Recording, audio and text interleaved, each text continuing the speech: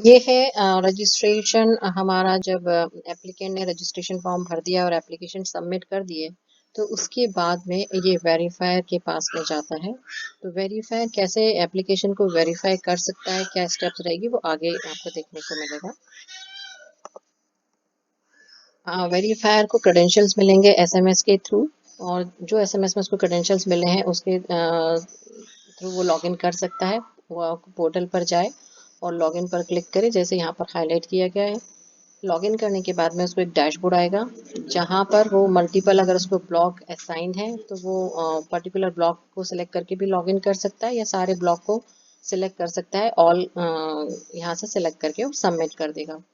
Submit करने के बाद में उसको नेक्स्ट स्क्रीन दिखाई देगी, वो है उसका डैशबोर्ड। यहाँ पर उसको कितने रजिस्टर्ड वेंडर हुए हैं उसके उस पर्टिकुलर ब्लॉक में, या ग्राम पंचायत अगर वो यूजर है तो उसके ग्राम पंचायत में कितने पेंडिंग है वेरिफिकेशन के लिए, और कितने साइन हो चुके हैं और रेडी हैं फॉर प्रिंट के लिए, वो यहाँ डैशबोर्ड पर दिखाई देंगे। अब वो यहाँ पर पेंडिंग फॉर वेरिफिकेशन पे क्लिक करेगा तो उसको ऐसा डैशबोर्ड दिखाई देगा। अब उसके लिए यहाँ पर तीन एक्शन आइटम होते हैं।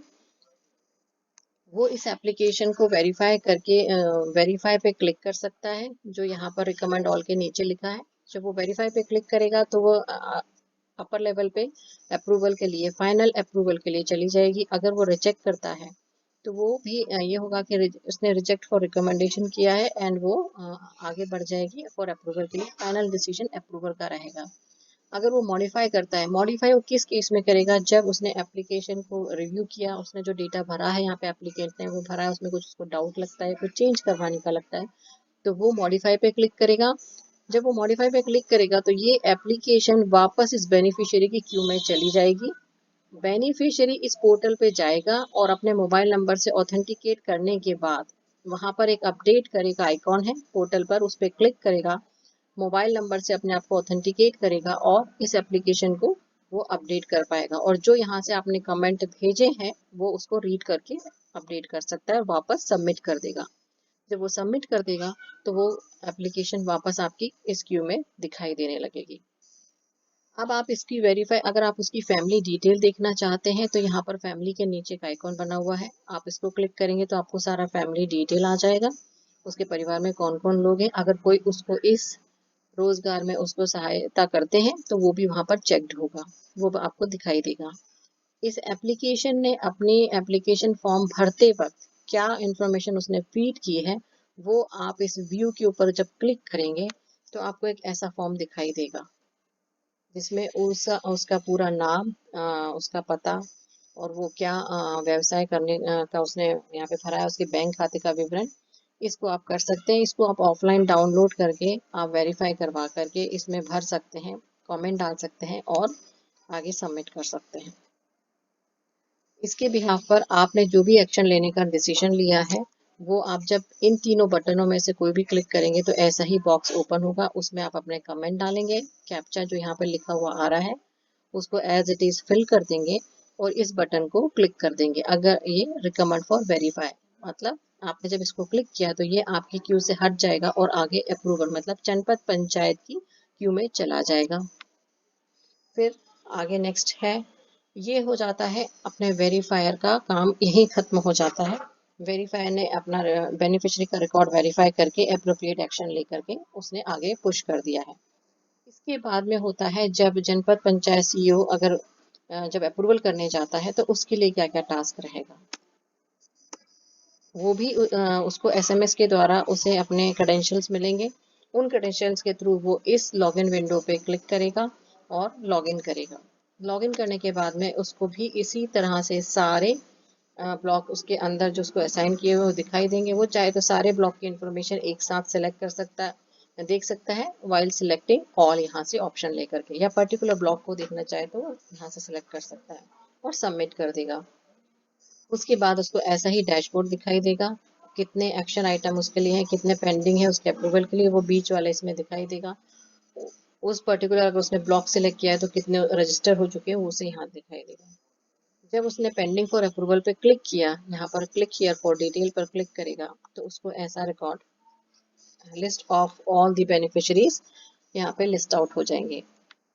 इसके नीचे उसको यहाँ पर भी दिखाई दे रहा है कि जो वेरीफायर ने क्या कमेंट दिया था वो यहाँ पर दिखाई दे रहा है। उसने लिखा था कि वेरीफाइड, मतलब उसने वेरीफाई कर लिया है और उसके अकॉर्डिंगली सारी इंफॉर्मेशन करेक्ट है। अब वो यहाँ पर अप्रूव कर सकता है। जब वो अप्रूव करेगा उसी के बाद उसके आईडी कार्ड और सर्टिफिकेट डिजिटल सिग्नेचर के लिए एक्टिवेट होंगे। ये बटन जब तक डिसेबल रहेंगे जब तक कि आप यहाँ से अप्रूव नहीं करते हैं। आप भी एज एन अप्रूवर अगर उस पर्टिकुलर बेनिफिशियरी का पूरा डिटेल देखना चाहें तो इस व्यू पे क्लिक कर देंगे तो वो फॉर्म ओपन हो जाएगा जिसमें आपको सारी इन्फॉर्मेशन दिखाई देती है। उसकी फैमिली की इन्फॉर्मेशन भी यहाँ से आपको फैमिली के नीचे जो आइकॉन है वहां से दिखाई देगी। अगर आपने रिजेक्ट और मॉडिफाई किया है तो ये डायरेक्टली बेनिफिशियरी की बकेट में चला जाता है और उसको एक एसएमएस भी जाता है। और उस एसएमएस के बाद वो इसमें पोर्टल पे लॉगिन करके अप्रोप्रिएट एक्शन जो आपने कमेंट में लिखी है उसके अकॉर्डिंगली वो डेटा करेक्ट कर सकता है।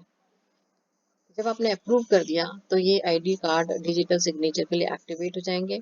आपको इस पर क्लिक करना है और इसके सामने आपको जो डॉक्यूमेंट आता जाएगा आप इसमें आईडी कार्ड पर ई साइन भी कर सकते हैं और डिजिटल सिग्नेचर भी कर सकते हैं। जब आपने दोनों आईडी कार्ड और डिजिटल सर्टिफिकेट पे साइन कर दिए हैं तो इसके बाद में एक फाइनल मैसेज बेनिफिशियरी के पास में जाता है जिसमें लिखा रहता है कि उसका एप्लीकेशन अप्रूव हो चुकी है और उसके साथ में एक यूआरएल भी जाती है जिसके थ्रू वो अपने आईडी कार्ड और सर्टिफिकेट को डाउनलोड कर सकता है। अब हम आगे देखते हैं कि ये कमेंट वाली विंडो है जो हम पहले भी देख चुके हैं कि इसमें आप जो कमेंट देखना चाहें अप्रूव कर रहे हैं तो अगर वो एडिशनल कुछ कमेंट डालना चाहें तो डाल सकते हैं। कैप्चा कोड डालेंगे और अप्रूव पर क्लिक कर देंगे, ये रिकॉर्ड अप्रूव हो जाएगा। उसके बाद में कुछ इस तरह से उसका एक आईडी कार्ड जनरेट होगा जिसमें उसका नाम और उसका पूरा पर्सनल डिटेल, उसका व्यवसाय क्या है, कहाँ कौन से वार्ड नंबर में या कौन से ब्लॉक में वो काम करता है, वो सारा डिटेल यहाँ पर आ जाएगा और इस तरह से उसका एक सर्टिफिकेट भी इश्यू होगा। यहाँ पर एक अप्रूवर का काम खत्म हो जाता है। इसका मतलब है एप्लीकेशन सबमिट होके सारे वेरिफिकेशन हो गया है और उसको अप्रूव हो गया है और उसको एक आईडी कार्ड और वेंडिंग सर्टिफिकेट भी जारी कर दिया गया है। इसके बाद में हमारा आता है बैंक की प्रक्रिया शुरू होती है जिसमें हम बैंक लोन प्रोसेस करेगा। तो बैंक को लोन प्रोसेस करने के लिए वो कौन कर सकता है वो हम आगे देखेंगे। उसको करने के लिए एक जो अप्रूवर है जिसने आपको रिकॉर्ड आपका अप्रूव किया है, जिसने डिजिटल सिग्नेचर किए हैं, वो ही इस बैंकिंग मॉड्यूल के माध्यम से एप्लीकेशन लोन के लिए आगे फॉरवर्ड कर सकता है। जब वो फॉरवर्ड करने के लिए उनको एक आइकॉन दिखाई देता है जिसमें मैं आगे की स्क्रीन में आपको वो दिखाई देगा और जिसके थ्रू वो आगे एप्लीकेशन को बैंक को पर्टिकुलर उस ब्लॉक में जो ब्रांच है वो सिलेक्ट कर सकता है और particular block, branch, bank name और ब्रांच नेम सिलेक्ट करके उस पर्टिकुलर ब्रांच को पर्टिकुलर बेनिफिशियरी की एक बेनिफिशियरी की एप्लीकेशन आगे लोन प्रोसेसिंग के लिए वो फॉरवर्ड कर सकता है। उसका प्रोसेस अब इस तरह से रहेगा। जो जनपद पंचायत सीईओ है वो अपने लॉगिन करते हैं तो उनको एक ऐसा ही डैशबोर्ड दिखाई देता है जिसमें राइट हैंड तरफ एक हाईलाइटेड यहाँ पे सेंड टू बैंक करके आइकॉन आता है और जो ग्रीन है यहाँ पर जो ग्रीन दिखाई दे रहा है इसका मतलब ये है कि वो कंप्लीट हो चुका है। यहाँ पर आपको दिखाई देगा इन आइकॉन का मतलब, और जो वाइट है वो स्टिल पेंडिंग है और जो यहाँ पर कलर जिसका ऑरेंज हो जाता है उसका मतलब है कि वो रिकॉर्ड रिजेक्ट कर दिया गया है। जब ये ग्रीन हो जाए तो इसका मतलब है कि ये रेडी है और हम लोग बैंक को इसको फॉरवर्ड कर सकते हैं। आपने सेंड टू बैंक पर क्लिक किया। जब आपने सेंड टू बैंक पर क्लिक किया तो इस तरह का आपका एक विंडो ओपन होगा जिसमें आपको सारी बैंक की नाम, उसकी ब्रांच का नाम और उसका आईएफएससी कोड ये आपको दिखाई देगा। अगर उसमें टारगेट सेट है उस बैंक का तो वो टारगेट कितना हो चुका है, कितना टारगेट है और कितने रिमेनिंग है वो भी आपको दिखाई देंगे। अब आप यहाँ से एक बैंक पर्टिकुलर सिलेक्ट कर लेंगे, कमेंट डालेंगे, कमेंट डालने के बाद में उसका कैप्चा कोड डालेंगे और सेंड टू बैंक पर क्लिक कर देंगे। तो जो भी बैंक आपने और जो भी ब्रांच यहाँ पर आपने सेलेक्ट की होगी, इस बैंक की जो ब्रांच है जो भी आपने यहाँ सेलेक्ट किया है उसकी क्यू में ये वाला बेनिफिशियरी उसकी क्यू में चला जाएगा और आपकी इस क्यू से हट जाएगा। बस बैंक को फॉरवर्ड करने के लिए आपको यही प्रोसेस अडॉप्ट करना है। आपका काम यहाँ ही ख़त्म हो जाता है और ये अब बैंक के लॉगिन पर वो दिखाई देता है। अब जब बैंक अपने क्रेडेंशियल से लॉगिन करता है तो उसका लॉगिन आईडी पासवर्ड यहाँ रहेगा वो इससे लॉगिन करेगा। उसका इस तरह से कुछ डैशबोर्ड होगा, उसको दिखाई देंगे कि उसकी ब्रांच में कितने रजिस्टर्ड हैं, कितनी एप्लीकेशन अप्रूव हो चुकी है और कितनी पेंडिंग है अप्रूवल के लिए। जब अगर वो टोटल रजिस्टर पे क्लिक करता है तो उसको कुछ ऐसा डैशबोर्ड, ऐसी लिस्टिंग दिखाई देगी जिसमें उसका स्टेटस दिखाई देता है कि कितनों का अप्रूव हो गया, कितने का पेंडिंग है। अगर उसने approved list of approved vendor, जो सेकंड आइकॉन है, उस पर अगर क्लिक किया तो उसको ये लिस्ट दिखाई देती है, जो इसको एक्सपोर्ट भी कर सकता है और वो प्रिंट भी ले सकता है कि किन किन लोगों का उन्होंने अप्रूव कर दिया है। तीसरी एक्शन होती है जब वो पेंडिंग फॉर लोन एप्लीकेशन पे अगर वो क्लिक करता है, तो एक बेनिफिशियरी के आइकॉन पे जब वो क्लिक करता है तो उसका एक लोन अप्रूवल फॉर्म इस तरह से ओपन होता है, जिसमें वो लोन एप्लीकेशन नंबर डाल सकता है, लोन की अप्रूवल डेट क्या हुई थी वो डाल सकता है, लोन का अमाउंट कितना था वो डाल सकता है, कमेंट और अप्रूव करके यहाँ पर वो क्लिक कर देगा। तो ये इससे हमारे सिस्टम पे पर्टिकुलर बेनिफिशियरी का रिकॉर्ड अपडेट हो जाएगा कि इस बेनिफिशियरी का लोन प्रोसेस हो चुका है और बैंक ने डिस्बर्समेंट कर दिया है।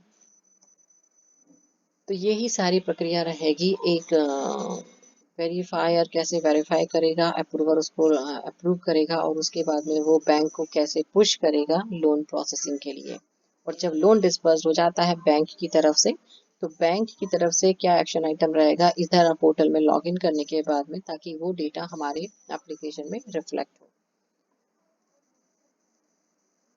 तो ये सारी प्रक्रिया यही समाप्त होती है। Thank you.